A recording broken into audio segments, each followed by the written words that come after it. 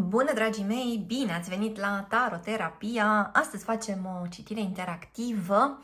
Cum te vede acum persoana care te interesează și vom face două citiri, avem două grupuri. Avem două cărți oracol. Pentru primul grup avem această carte oracol Depinde de tine. Pentru grupul 2 avem această carte oracol Caută un semn. Te rog, ca de obicei, alege cel puțin o variantă, folosește-ți intuiția, vei regăsi toate seturile de tarot și oracolele folosite în aceste citiri pe site-ul www.taroterapia.ro. Este o citire colectivă, te invit să iei de aici doar ceea ce rezonează și, de asemenea, este o citire fără timp, adică e relevant momentul în care asculți acest mesaj. Începem cu grupul 1. Grupul 1, cei dintre voi care au ales această carte oracol Depinde de tine și explorăm împreună cum te vede acum persoana care te interesează. Vom folosi pentru citirea voastră oracolul energiei și acest tarot Pictorial Key. Haideți să vedem. Începem cu oracolul energiei și explorăm detalii despre cum te vede acum persoana care te gândești.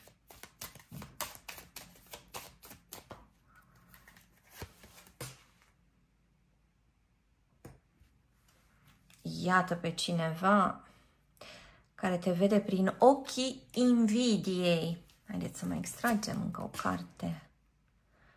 Un bărbat cu inima la vedere. Un bărbat care ține această inimă și această energie a invidiei. Adică cineva care probabil că oscilează în momentul ăsta între a se dărui, a se deschide emoțional și a invidia ceea ce tu ai, ceea ce tu ești. Și deci, odată cu această invidie, vine evident și o stare de închidere. Odată cu această invidie vine o stare de crispare.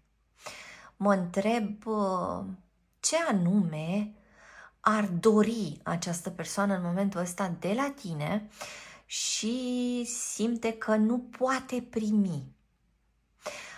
De ca și cum persoana asta ar fi undeva la poarta ta și stă acolo așteptând și bătând și e ca și cum tu încă nu o auzi. E ca și cum tu te gândești poate dacă să-i deschizi sau nu. E ca și cum persoana asta se simte exclusă cumva. Adică lucrurile bune se întâmplă dincolo de acest zid sau de această poartă. De ca și cum ce bucurie mare există în viața ta în momentul ăsta și persoana asta, el sau ea, nu are acces la acea bucurie, la acea lumină caldă, iată. Și apoi apar perioade în care persoana asta parcă se scutură de răutăți, de invidie și de gânduri din astea constrângătoare și își propune să îți arate ce simte. Da? E ca și cum, de fapt, avem aici două opțiuni. O opțiune în care persoana asta încearcă să-și pună o mască, în care persoana asta nu îți arată cu adevărat ce simte, ce dorește, ce intenție are în legătură cu tine și, iată, o altă ipostază în care persoana nu mai are nimic de ascuns, până și pieptul său, da, este dezgolit și vine către tine cu o abordare deschisă, prietenoasă, iubitoare. Voi ați ales această carte oracol, iar mesajul acestei cărți este că depinde de tine. Așadar, ascultătorule, pare că situația despre care întrebi depinde de tine. Și pare că această persoană înțelege că această situație depinde de tine. și probabil că lucrul ăsta nu este deloc pe plac. Adică, dacă ne gândim la mecanismul invidiei, vorbim de fapt despre o lipsă de control pe care cineva o percepe și e ca și cum vede că altcineva deține controlul asupra propriei vieți, deține controlul asupra propriei abundențe, asupra banilor, asupra relațiilor sale.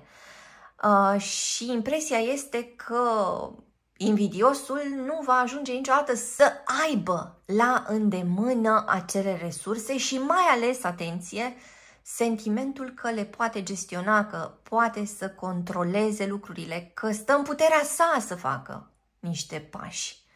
Deci, probabil că această invidie apare ca răspuns, de fapt, la acest sentiment al neputinței. Eu nu pot, tu poți. Eu nu reușesc, dar tu reușești. Eu nu controlez nimic, dar tu ai situația sub control. Până și situația noastră depinde de tine, firar să fie, da? Apropo de această carte. Deci cineva care parcă își roade unghiile de necaz, cineva care nu face față situației în felul ăsta, e ca și cum, ascultătorule, mingea în momentul ăsta e la tine în teren. Da? Și persoana asta se întreabă, dar ce o să faci tu cu mingea asta? Ce fel de strategie o să aplici? Da? Ce se întâmplă în continuare? Pentru că pare imprevizibil pentru el sau pentru ea. Nu știe cum să se apere, nu știe cum să te abordeze, da? Să fugă repede în apărare, să încerce un contraatac. În mintea acestei persoane aleargă, că tot am făcut această paralelă, da? Cu un meci, aleargă multe întrebări. Și mai e ceva. Când cineva are două stări, da, e ca și cum are starea 0 și starea 1, obosește foarte rău plimbându-se între stările astea, pentru că ceea ce lipsește de aici este un anumit echilibru. Da? Cele două aspecte sunt contrarii. Într-o zonă te invidiez și nu știu cum să ajung vreodată ca tine, nu cred că voi ajunge vreodată ca tine, dar îmi doresc ceea ce ai tu. Și pentru că nu pot să am ceea ce ai tu, atunci aș veni și aș roade, aș distruge tot ceea ce ai tu, versus, uite, ăsta sunt eu cu bune, cu rele, mie îmi pasă de tine, da? Eu te vreau pe tine, vin cu pieptul dezgolit, dacă vrei să mă rănești, rănește-mă, da? Poți să arunci aici orice fel de suliță, iată, nu mi-am pus nicio armură, nu mi-am tras hainele până sub bărbie, da, apropo de, iată, comparația dintre cele două imagini. Nu am nimic de ascuns, da? Vin către tine și ăsta sunt, sau asta sunt. Ia-mă așa cum sunt și uite ce simt eu, uite ce vreau eu. Iar asta arată pe cineva care se luptă cu diversi demoni în interiorul său. Cineva care stă între aceste două extreme este cineva care nu reușește să găsească pacea. Este cineva care nu s-a prea împrietenit cu bucuria, nu prea știe ce înseamnă momentele de fericire, da? Cineva care se chinuie, ce să mai... Cineva care se sabotează îndelung, dar și cineva care nu realizează propria putere. Deci ce vede persoana asta în tine în momentul ăsta este puterea. Ai puterea să faci orice cu el sau cu ea. El sau ea este la mâna ta. E ca și cum persoana asta ar vrea să aibă ceva de spus în fața ta, ar vrea să conteze mult mai mult, dar nu reușește pentru că ipostazele sale, spuneam, sunt extreme. Și poate că tu nu înțelegi, ascultătorile, de fapt, cum e persoana asta. Este o persoană mânată de, spuneam, invidie, o persoană răutăcioasă, o persoană care devalorizează, care încearcă să strice pentru că ar considera că nu are și nici nu va avea vreodată și atunci mai bine să moare și capra vecinului. Sau este această persoană care e iubitoare, care poate să fie romantică, da? Sau un iubit foarte pasional, sau această persoană care reușește să ajungă la tine și la emoțiile tale pentru că reușește să se dezgolească, să se vulnerabilizeze în fața ta. Cine este această persoană? Te poți întreba. Este într-un fel sau este în celălalt fel? Și cred că răspunsul aici ar fi: persoana asta se luptă cu sine și există o mare ambivalență pentru că ambele părți fac parte din el sau din ea și nu le poate exclude, nu le poate ignora, nu poate să ia sabia și să taie una dintre aceste părți, pentru că părțile astea spun ceva despre persoana asta. Spun ceva despre nevoile sale, spun ceva despre nevoile sale neîmplinite, spun ceva despre dorințele sale. Cred că, de fapt, aici este și un conflict între o nevoie și o dorință. Cred că nevoia adevărată a acestei persoane este de iubire și dorința acestei persoane este de putere. Adică persoana nu conștientizează cu adevărat ce ar avea nevoie și cam ce comportament ar trebui să aibă ca să-și satisfacă această nevoie.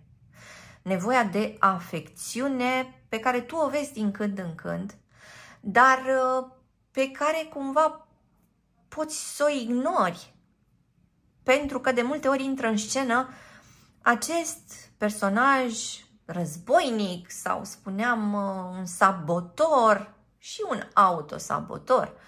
Dar în momentul în care intră în scenă cineva îmbrăcat în veșmintele astea ale puterii, nu prea te mai lasă să intuiești că în spate e o nevoie foarte mare de fapt de iubire. Ce văd aici e că persoana asta nu știe de fapt cum să-ți ceară iubirea sau cum să te lase mai degrabă să manifesti iubirea față de el sau de ea. Și mă întreb cum rezonează cu tine până acum. Haideți să vedem mai departe ce fel de indicii am mai putea avea. Explorăm din acest tarot, Pictorial Key.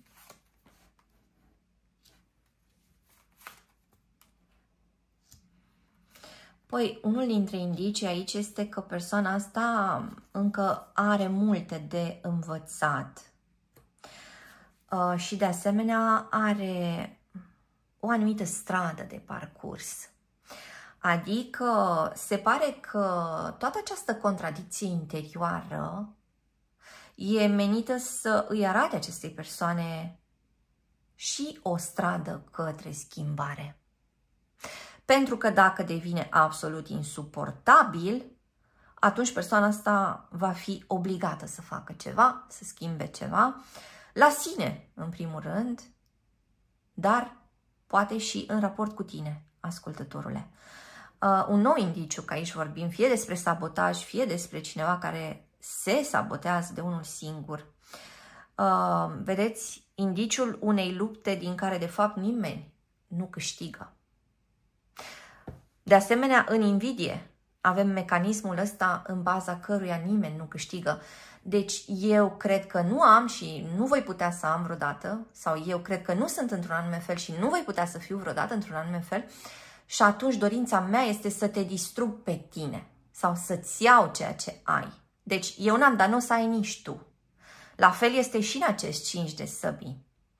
Așadar, despre ce vorbim aici?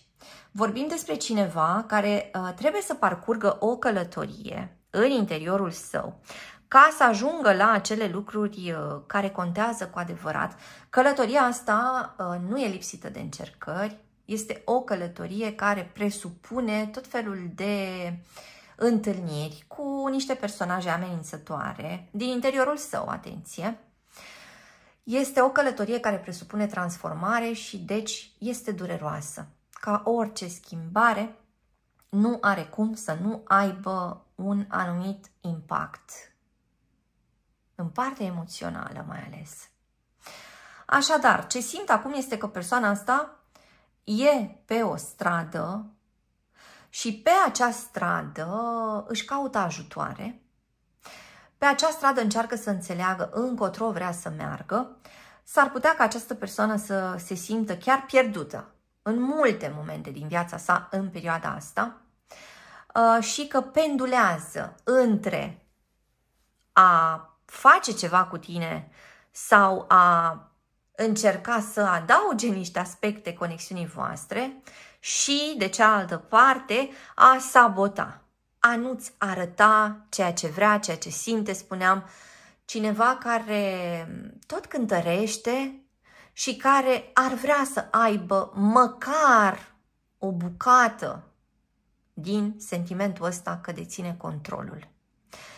Aici vorbim despre cineva care s-ar putea să fie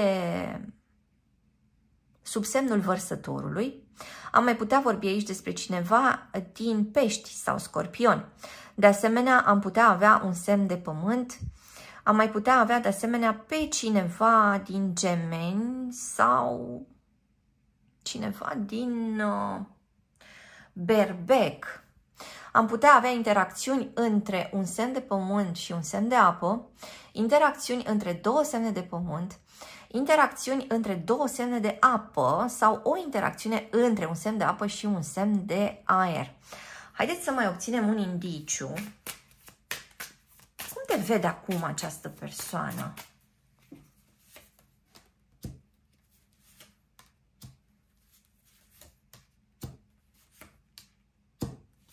Păi persoana asta ar vrea să vadă mai multe în legătură cu tine, doar că deocamdată s-a ascuns în spatele acestui gard pe care l-a creat și nu reușește să vadă foarte bine, da? E ca și cum vreau să mă uit către tine, dar îmi pun palmele peste ochi și mă întreb de ce nu reușesc să văd foarte bine. Deci simt că se luptă, e cineva care efectiv se luptă să înțeleagă cum ești tu, cine ești tu, ce vrea de la tine, ce vrea de la sine, încotro merge el sau ea, încotro merge relația voastră. Îți mulțumesc că ai fost cu mine astăzi, te aștept și data viitoare. Între timp, hai pe www.taroterapia.ro. Găsește aici cursuri de tarot cu metoda taroterapia, citiri personalizate, seturi de tarot, oracole, cărți și alte surprize. Dă un like, lasă un comentariu și abonează-te la acest canal dacă ți-a plăcut acest video, iar până data viitoare să ai grijă de tine! Sunt aici cu grupul 2, voi ați ales această carte oracol, caută un semn. Și pentru citirea voastră vom folosi oracolul energiei, vom folosi acest tarot, Pictorial Key. Pornim de la această carte oracol din oracolul Răspunsurile Îngerilor. Așadar, pornim de la ideea de a căuta un semn. Și haideți să vedem la ce s-ar putea referi. Întrebarea noastră este cum te vede acum persoana care te interesează. Extragem acum niște cărți din oracolul energiei. Iată cum te vede, dar persoana asta are ochii acoperiți.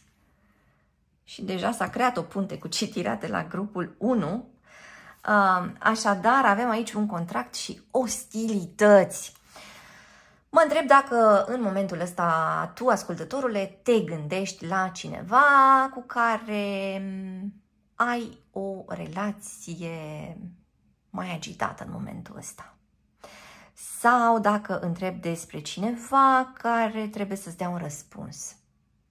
Sau dacă întrebi despre cineva care trebuie să hotărască ceva cu privire la un angajament. Poate să fie angajamentul vis-a-vis de relația voastră de cuplu. Aici avem pe cineva care cântărește opțiunile. Pare că i-ai dat niște teme acestei persoane. Pare că a plecat acasă cu o listă de task-uri, de lucruri de făcut. Are multe lucruri la care trebuie să se gândească, trebuie să înceapă să studieze, trebuie să le pună bine pe cântar. și trebuie să înțeleagă ce are de făcut și atunci probabil că această carte oracol se referă la această persoană despre care întrebi. Persoana caută un semn. Ce înseamnă că această persoană caută un semn? Înseamnă că nu găsește răspunsuri directe în logica minții sale.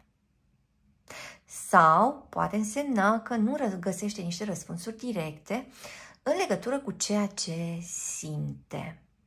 Ar mai putea însemna de asemenea că există un soi de luptă între ceea ce simte persoana și ceea ce gândește în momentul ăsta. Vorbim aici despre cineva din balanță, am mai putea vorbi de asemenea și despre cineva din Vărsător sau din Gemeni. Am putea avea o interacțiune între un semn de foc și un semn de aer. Am putea avea de asemenea o interacțiune între două persoane care au o minte activă, două persoane inteligente, două persoane dinamice, două persoane care caută soluții, dar impresia mea este că în momentul ăsta soluțiile voastre cumva sunt diferite. E ca și cum vă ciocniți undeva, e ca și cum sunteți cumva într-o arenă, e o anumită competiție aici, e ceva... E ca un premiu promis, dar e unul singur și e ca și cum nu vă puteți asuma că amândoi puteți să vă bucurați împreună de acel premiu. Trebuie să-l câștige fie unul, fie celălalt. Haideți să mai obținem niște detalii. Haideți să completăm cu niște cărți din tarotul Pictorial Key. Iată un 8 de cupe. Haideți să vedem ce anume este lăsat în spate și ce anume este planificat, pentru că a apărut și acest 2 de bâte. Roata norocului care vine să anunțe o schimbare, ceva din exterior ar putea să favorizeze niște aspecte din relația voastră, adică un soi de eveniment neașteptat care vine așa de niciunde. Bun, ceva este dăruit, generozitatea cuiva, deschiderea emoțională a cuiva. Cred că această persoană așteaptă ca tu, ascultătorule, să renunți la ostilități și să întinzi cupa ta, adică, eventual, să te declari tu deschis sau deschisă către o posibilă discuție și către o posibilă împăcare, în cazul în care, în momentul ăsta, lucrurile sunt dificile între voi doi. Deci, ceea ce aș vedea aici este că persoana asta caută mai degrabă în tine un răspuns pozitiv, speră să primească un semn, speră să primească un semn inclusiv de la tine. Adică e ca și cum stă, te observă, te urmărește și vrea să înțeleagă. Ai o atitudine binevoitoare sau ți-a trecut supărarea? Pentru că dacă răspunsul este da, poate să înceapă să dăruiască ceva, să declare, da? Să se implice mai activ, să ofere la rândul său. Dar se teme ca nu cumva tu, ascultătorule, să-l întâmpini sau să o întâmpini cu o atitudine a regelui de spade. Adică să îi arăți către greșelile sale sau chiar mai rău către defectele sale. Se teme de judecata ta. Se teme de o posibilă sentință din partea ta. Atenție, da, aici avem ceva foarte asemănător cu arcana justiției. Se teme ca nu cumva să-i răspunzi cu aceeași monedă. Apropo de ceea ce s-a întâmplat cândva în trecutul vostru. Mă întreb cum rezonează cu voi și vă rog să-mi scrieți mai jos în comentarii. Persoana asta observă o anumită independență la tine. Avem un 9 de monede. E ceva de genul, bun, dar tu mai ai cu adevărat nevoie de mine? Mai contez și eu pe aici sau eu chiar nu prea mai sunt? Că, ia uite, Tu stai acolo de una singură în grădina ta, cu avuțiile tale, cu rochile tale elegante, cu părul tău coafat, cu animalul tău de companie, cu abundența ta, da?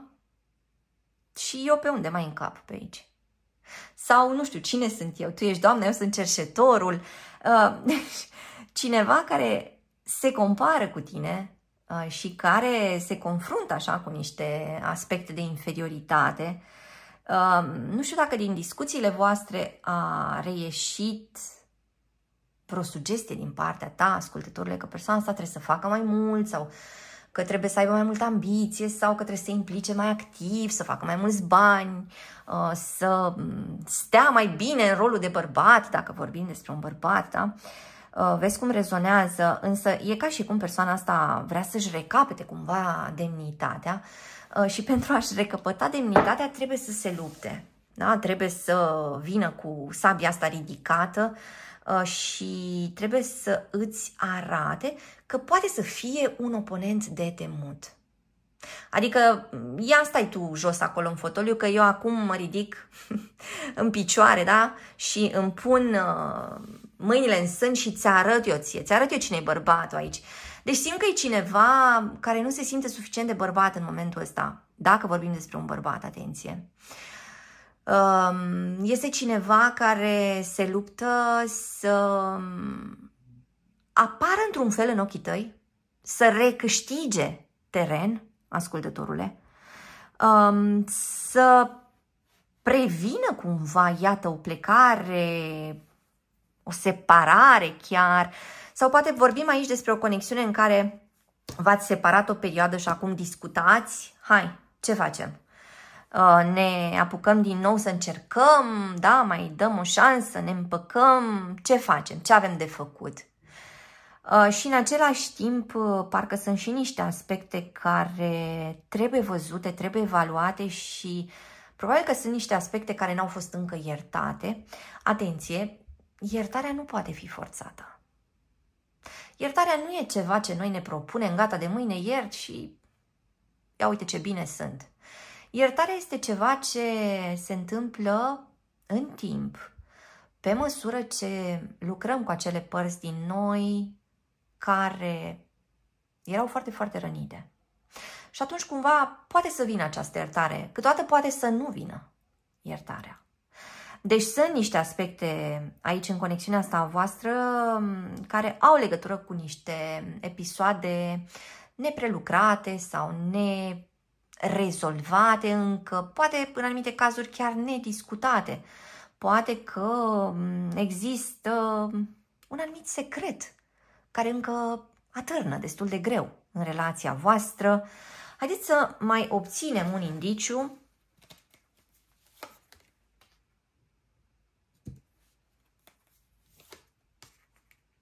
O, da.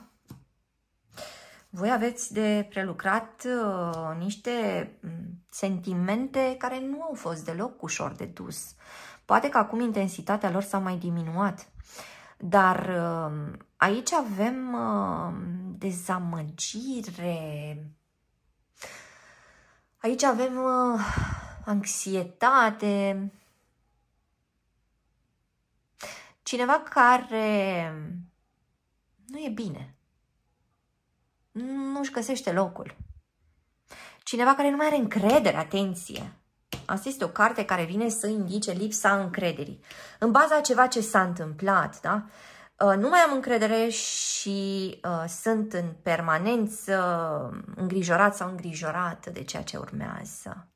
Deci e ca și cum e o umbră a trecutului care încă persistă, dar avem și acești nori la orizont. Pentru că trecutul a fost într-un fel, viitorul nu are cum să arate bine, da? Și e ca și cum într-un fel lipsește prezentul aici. Parcă nu reușiți să trăiți prezentul din cauza a ceea ce a fost sau din cauza îngrijorărilor cu privire la ce ar putea să urmeze. Oare cum rezonează cu voi? Haideți să mai extragem un indiciu. Cineva care se confruntă cu lipsa banilor sau cu niște constrângeri în plan material. Cineva nu are la îndemână ceea ce ar avea nevoie în momentul ăsta. sau cineva ar vrea să construiască mai mult, să dăruiască mai mult, dar se uită prin buzunare, cam bate vântul sau are o grămadă de datorii prin alte părți. E foarte interesant că drumul acestei persoane despre care pomeneam mai devreme sau, eu știu, posibil plecare la un moment dat, nu a fost de bun augur. E ca și cum persoana asta a luat-o într-o anumită direcție și, luând-o în acea direcție, s-a întâlnit cu tot felul de evenimente urâte, cu un impact puternic asupra sa. Ceva i-a zgâlțit acestei persoane încrederea în sine, încrederea în viitor și ideea asta că poate să facă bani, că are un control asupra vieții sale concrete, că are mijloace de a se adapta în realitate, că are mijloace de a construi. Spuneam mai devreme că dacă e vorba despre un bărbat, aici este un bărbat care vrea să-ți arate că e bărbat în continuare sau că, eu știu, a devenit chiar mai puternic decât îl percepeai tu. Și în același timp pare că trebuie să treacă prin niște aspecte în care să demonstreze și mai mult că merită. Îi este pusă răbdarea la încercare acestei persoane. Însă, poate că toate aceste evenimente, iată, apropo de roata norocului, da? Au și ele un scop. Și anume a ajunge, pe de o parte, la claritate mentală, de cealaltă parte, la a-și accepta latura emoțională. Îți mulțumesc că ai fost cu mine astăzi, te aștept și data viitoare. Hai pe www.taroterapia.ro, descoperă cursul de tarot intuitiv cu metoda Taroterapia. Obiectivul acestui curs de tarot este ca tu să înveți în mod intuitiv, rapid și practic cum să interpretezi tarotul pentru tine și pentru alte persoane, folosind orice pachet de cărți de tarot. La finalul acestui curs vei ști cum să folosești tarotul într-un mod practic, vei căpăta o perspectivă nouă, utilă pentru a interpreta cărțile de tarot în orice arie care te interesează: dragoste, relaționare, profesie, bani, dezvoltare, creștere personală, decizii de zi cu zi și așa mai departe. Vei ști ce indicii rapide să cauți în cărțile de tarot pentru orice întrebare pe care o ai. Vei cunoaște nu doar semnificația tuturor cărților de tarot, dar vei ști să obții rapid mesaje esențiale din combinațiile dintre arcane. Vei avea o conexiune mai bună cu intuiția ta și un mod inedit de a observa lucrurile nevăzute. Vei avea la îndemână, oricând și oriunde, materialul complet pentru a repeta ceea ce ai învățat. Accesul tău la curs este nelimitat. Vei putea intra oricând în contact cu Taroterapia pentru orice întrebare legată de acest curs sau de practica ta. Hai acum în comunitatea noastră pasionată de tarot și pregătește-te pentru o aventură fascinantă în universul arcanelor.